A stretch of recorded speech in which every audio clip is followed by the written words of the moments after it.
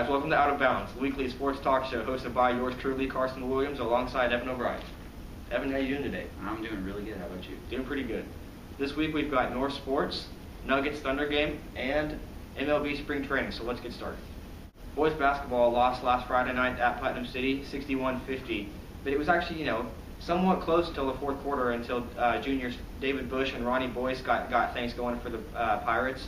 And they were just able to score it, whenever they wanted to, however they wanted to. Yeah, Boyce had a really good game and was a big impact because he missed the last Valley Expressway game due to an illness. Mm-hmm. And then boys basketball also plays tonight for Southmore at Putnam City in the first round of regionals. And so, Southmore, not a very good team, 7-16 on the season, but they're coming in really having nothing to lose. So, the Panthers have to bring their A game still. Yeah, I think we can expect a win out of them, hopefully, and move on, maybe play Putnam City again. Hopefully. Girls basketball lost last week as well, 50-38, and they really didn't get things going at all until the second half. The first half, really, they didn't make anything. They couldn't play defense. Things just really weren't going their way, but they kind of hung in there. But late in the game, it just wasn't enough as the girls lost 51-38. Yeah, the girls, like you said, they had a really rough start, down 17-2 at one point. Mm-hmm. So I think they played pretty well. Other than that big start, they had a lot to overcome. Mm-hmm. And last night they beat Lawton in the first round of regionals, and they are actually going to area now with that win. Yeah, it was a good win they picked up last night over a Lawton team. It's not as good as they could be, but definitely a quality team. Wrestling and swimming, both of their seasons are over. And the expectations for next season are always high. Things can always improve, and both coaches really are looking forward to next year and their players that they have. Yeah, should be interesting. Yeah. Our first topic this week is the Thunder Nuggets game last Sunday, which is a very historical game for three of the Thunder's best players: Kevin Durant, Russell Westbrook, and Serge Ibaka. Yeah, Durant had a career high 51 on the night with 19 of 28 shooting, and it's also amazing to have a 40-point scorer, which Westbrook also did, so they combined for 91 total. And it's very surprising that the triple-double, including blocks by Serge Ibaka, was the third best performance of the game, because he had 14 points, 15 rebounds, and 11 blocks. Mm-hmm. Ibaka's performance was definitely underlooked because Durant had his career high 51 points, and that really got things talking for ESPN, SportsCenter, all those big time markets. Yeah, the Thunder trailed by at 1.14 in the second quarter, so they put a good rally on at the end of the game. A couple big shots by Durant in the closing 30 seconds, hitting 5 points to send it to overtime. Yeah. Including that dunk off the inbound pass where Chris Anderson just basically stood there and watched it. Yeah, I think they were looking for the shot. Kevin Durant does that. Most late games whenever they're down or it's a close game, they're looking for him to shoot a mid-range jumper or three-pointer, but he kind of caught him off guard and drove the left lane, and it was wide open, and Durant just slammed it through to tie the game. Yeah, and then headed into overtime, the Nuggets had a very sloppy overtime, including 5 turnovers, and Scott Brooks taking a really gutsy call when he told Durant to let Aaron Aflalo go past him and send him down where Serge was hanging around, and Serge ended up blocking his shot for his 11th block on the night. One of the best defensive plays of the season, maybe. So ESPN Skip Bayless sounded off once again.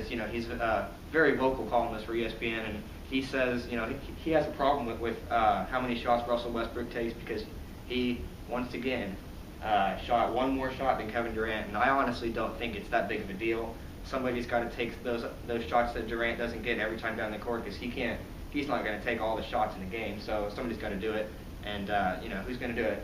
Serge Ibaka? Probably not. He has a decent mid-ranger, but I don't think he's at the point where he can be the secondary scorer for the team.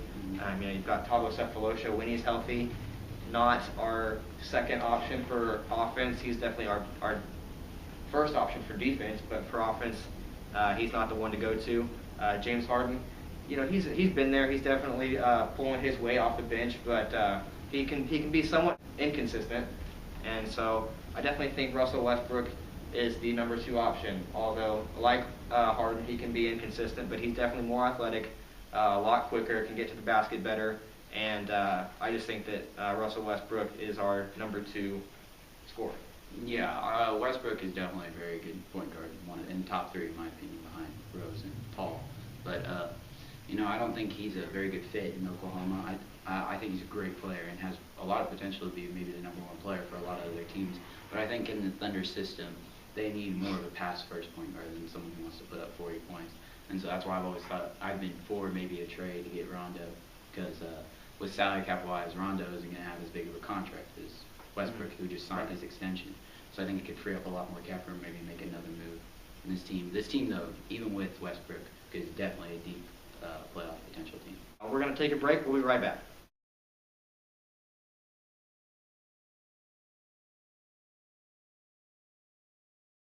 Hey guys, welcome back to Out of Bounds. Now we're going to talk about MLB spring training. Yep, that's right. With spring coming up, that means Major League Baseball is back. There was a lot of big moves over the off-season, including Prince Fielder signed a contract with the Tigers. Manny Ramirez comes out of retirement, signs with the Oakland A's. And maybe one of the biggest moves of the off-season, having Albert Pujols from the defending champion St. Louis Cardinals sign with the Angels.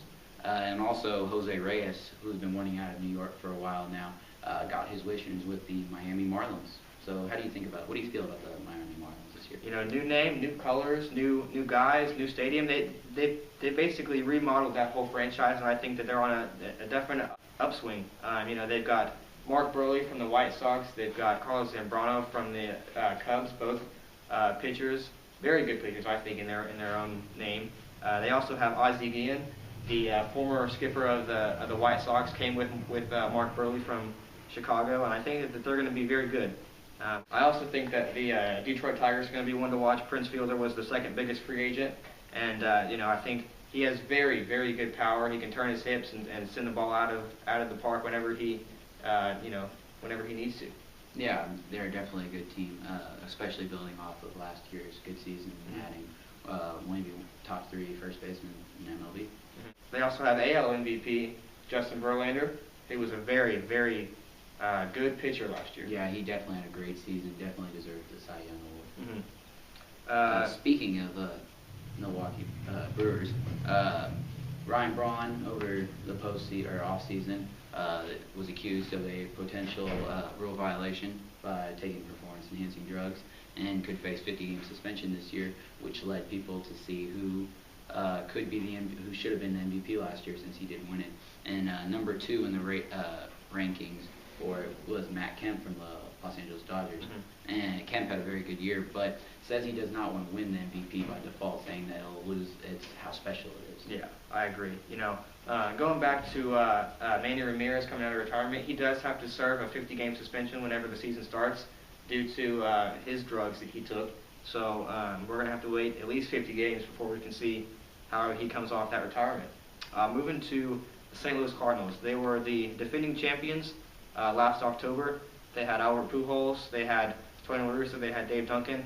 All 3 of those guys are gone. Pujols obviously went to the Angels. Manager Tony La Russa retired.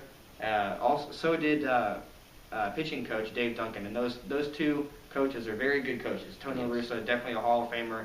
Dave Duncan, I also think so. He's a very, very talented pitching coach. He's coached guys like Adam Wainwright, Chris Carpenter, and a bunch of other talented pitchers that have come through the organization. Yeah, also to talk about some of the non-player movements, Theo Epstein from Boston Red Sox was signed by the Cubs this year, and he's already done a good job. He got rid of Carlos Zambrano, who they've been looking to get rid of, and maybe even making a move to get rid of Alfonso Soriano, which is a move I think they definitely need to take. To kind of counterpart your Cubs information there, going back to St. Louis, they're going to have Adam Wainwright back at pitcher after he was out last season with Tommy John surgery, along with fellow ace Chris Carpenter. They're going to be a very good 1-2 punch for this starting pitching rotation.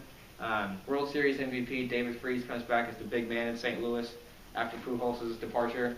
So I'm kind of excited to see, as a Cardinal fan, I'm kind of excited to see how they're going to cope with what they were doing. Yeah, being a Cubs fan, we haven't had very much hope in the last couple of years. But maybe Theo Epstein can definitely bring them back and make them a playoff potential team like they should be. That about wraps it up for us this week. Thanks for watching. We'll see you next week.